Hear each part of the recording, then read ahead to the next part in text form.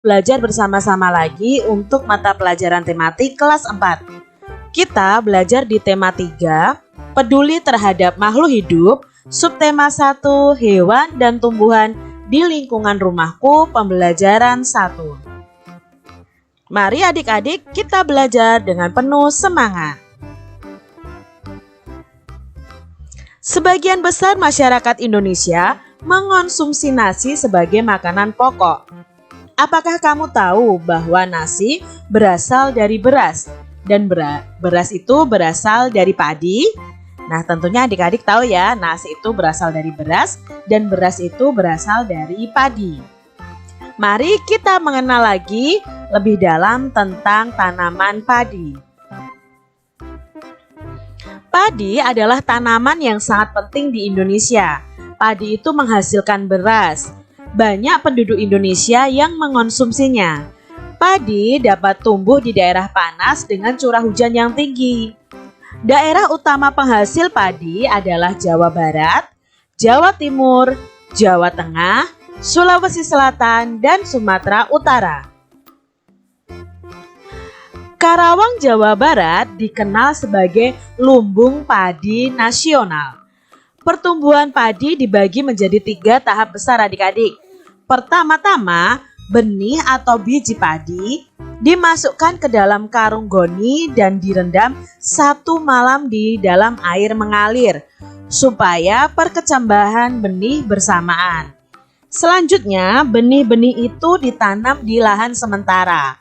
Petani juga mengairi, memberi pestisida dan pupuk pada tanaman ini.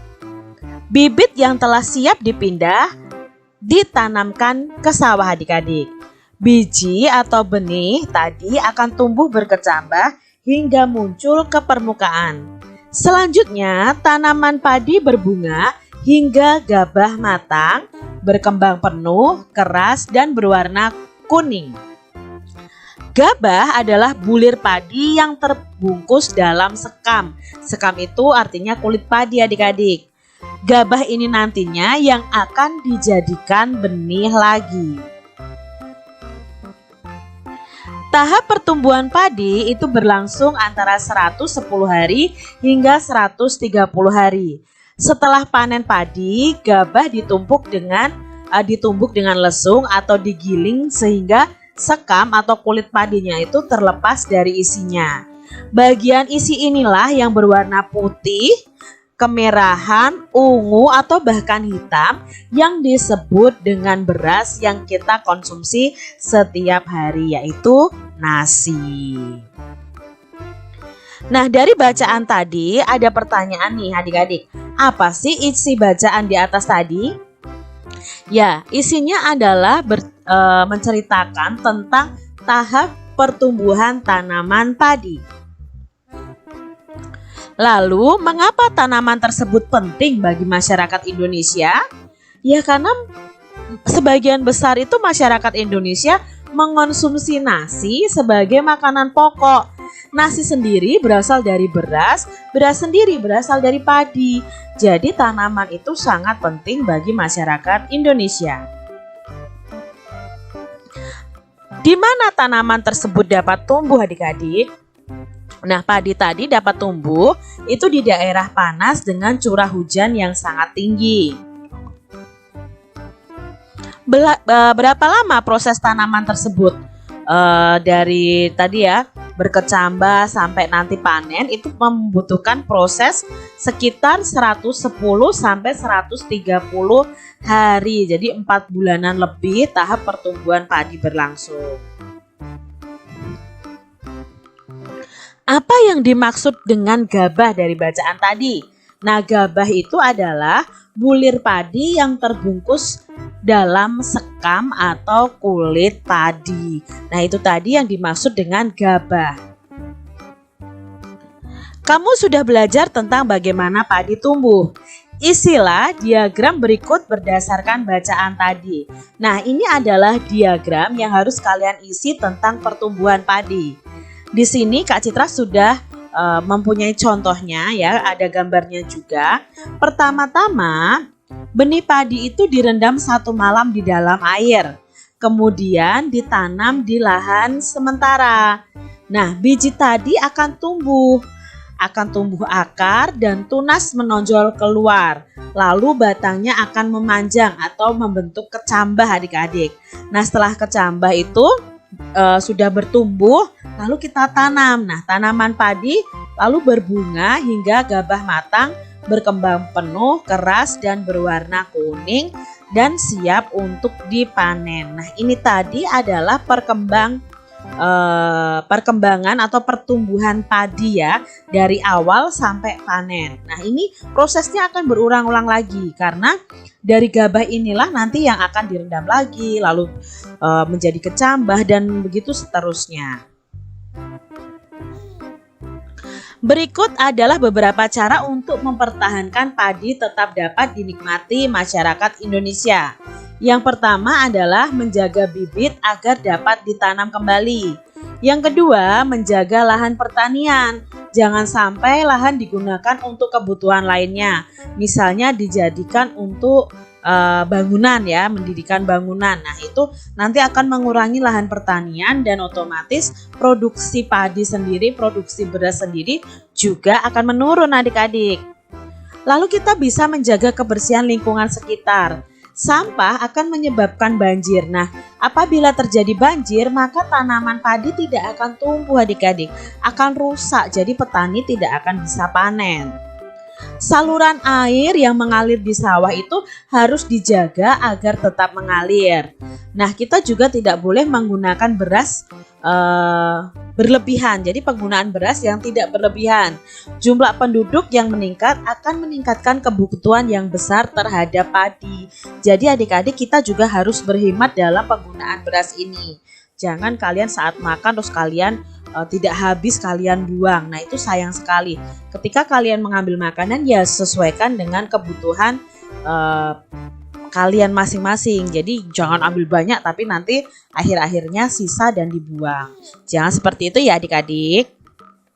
Penggunaan beras sesuai kebutuhan juga akan sangat membantu untuk mempertahankan padi tetap bisa kita nikmati.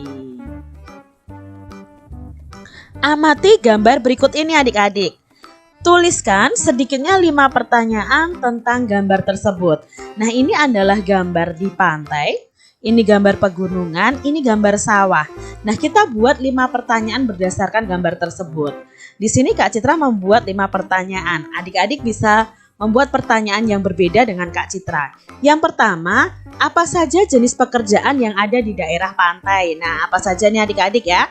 Di sini berarti ada nelayan ya. Lalu pertanyaan yang kedua, mengapa penduduk daerah pantai banyak menjadi nelayan? Karena ya ini adik-adik di pantai sendiri, di laut sendiri itu banyak sekali ikan. Nah, ini makanya orang-orang di sekitarnya ya pergi menangkap ikan dan kebanyakan menjadi nelayan. Mengapa di daerah pegunungan banyak penduduk bekerja pada perkebunan? Nah, ini yang gambar kedua.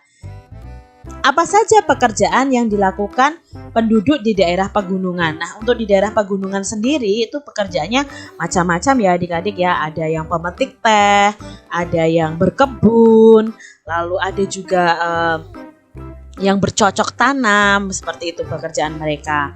Lalu yang kelima, mengapa di dataran rendah banyak terdapat lahan persawahan? Nah, ini untuk gambar yang kelima. Adik-adik bisa membuat pertanyaan yang berbeda dari Kak Citra. Tulis perbedaan yang kamu temukan dari ketiga tempat tersebut. Nah, kita akan mencari tahu apa sih perbedaan dari ketiga gambar ini. Gambar di pantai, di pegunungan, dan di dataran rendah.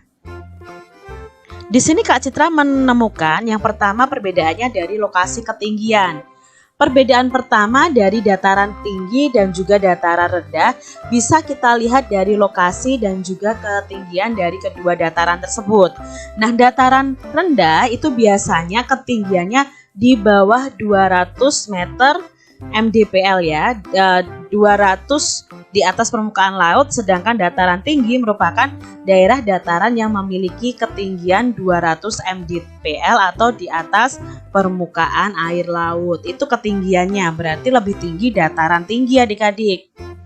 Lalu dari lokasi dan lingkungan sekitar. Dataran rendah kebanyakan merupakan daerah yang berdekatan dengan lokasinya pantai serta hilir sungai sehingga akan mudah menjadi penyebab banjir. Sedangkan dataran tinggi merupakan dataran yang lokasinya itu sekitar pegunungan atau perbukitan.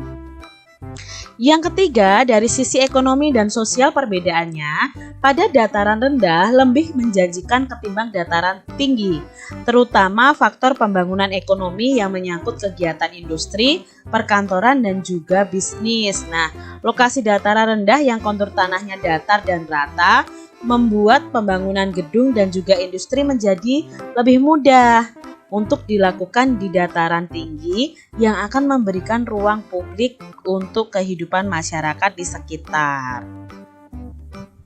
Lalu dari iklim dan cuacanya, nah dataran rendah itu cenderung panas adik-adik, jadi pantai itu pun panas ya. Lalu kering juga memiliki curah hujan yang relatif tinggi. Dataran tinggi merupakan lokasi yang memiliki kelembapan udara dan kelembapan tanah yang tinggi, suhu udara yang cenderung sejuk, maka semakin ke puncak adik-adik itu semakin dingin, namun memiliki curah hujan yang relatif rendah. Meski demikian, lokasi dataran tinggi merupakan lokasi yang pas untuk lahan pertanian dan perkebunan karena memiliki unsur hara di dalam tanah yang sangat baik. Lalu perbedaan kelima yang Kak Sira temukan dari ketiga gambar tadi adalah dari segi potensi pariwisata. Nah, biasanya kalau di dataran rendah itu potensi pariwisatanya itu berhubungan dengan lokasi pantai yang akan rentan dengan erosi tanah. Sedangkan untuk yang di dataran rendah ini juga dibangun lokasi-lokasi wisata khusus seperti lokasi taman bermain, tugu, dan sebagainya. Sedangkan untuk dataran tinggi ya kita bisa berwisata di tempat-tempat yang ada, misalnya perkebunan teh dan lain sebagainya. Nah, bacalah teks berikut dan isilah tabelnya. Kita akan baca dulu bahwa dataran sendiri dibagi menjadi pantai, dataran tinggi, dan dataran rendah. Pantai adalah daerah yang berbatasan langsung dengan laut. Pantai ada yang landai, ada juga yang terjal. Pantai yang landai itu tidak terlalu dalam adik-adik, biasanya digunakan untuk objek wisata. Sedangkan dataran tinggi adalah permukaan bumi yang ketinggiannya 500 meter di atas permukaan laut. Nah, dataran tinggi ini biasanya dimanfaatkan untuk peristirahatan, objek wisata, dan usaha perkebunan. Sedangkan dataran rendah adalah permukaan bumi yang datar dengan ketinggian kurang dari 200 meter dari atas permukaan air laut. Pada umumnya dataran rendah ini berada di pesisir pantai. Dataran rendah banyak digunakan untuk berbagai keperluan, di antaranya pertanian, peternakan, perumahan, dan industri, serta beberapa jenis kegiatan perkebunan seperti perkebunan kelapa dan tebu. Itu tadi tentang pantai, dataran tinggi, dan dataran rendah. Nah, kita akan lengkapi tabel seperti ini adik-adik. Jadi aspek yang akan kita teliti adalah ciri-ciri, sumber daya alamnya, manfaatnya, dan mata pencaharian penduduknya. Kalau pantai, ciri-cirinya itu berbatasan langsung dengan laut ya. Sumber daya alamnya itu bisa ikan, rumput laut, kerang, dan lain sebagainya. Manfaatnya itu untuk pantai ini sendiri adalah untuk objek wisata, dan mata pencahariannya itu kebanyakan nelayan atau petani tambak. Sedangkan untuk dataran tinggi, ciri-cirinya itu ketinggiannya 500 meter di atas permukaan air laut. Lalu sumber daya alamnya adalah tanaman, sayuran, dan buah-buahan. Manfaatnya biasanya juga dijadikan objek wisata, tempat peristirahatan, dan perkebunan. Nah, mata pencahariannya biasanya adalah petani dan pekebun ya, yang suka mengelola perkebunan. Sedangkan ciri-ciri dataran rendah itu ketinggiannya kurang dari 200 meter di atas permukaan air laut. Lalu sumber daya alamnya biasanya hewan ternak, sayuran, dan buah-buahan. Lalu manfaatnya yang bisa kita ambil dari dataran rendah ini bisa digunakan untuk pertanian, perkebunan, peternakan,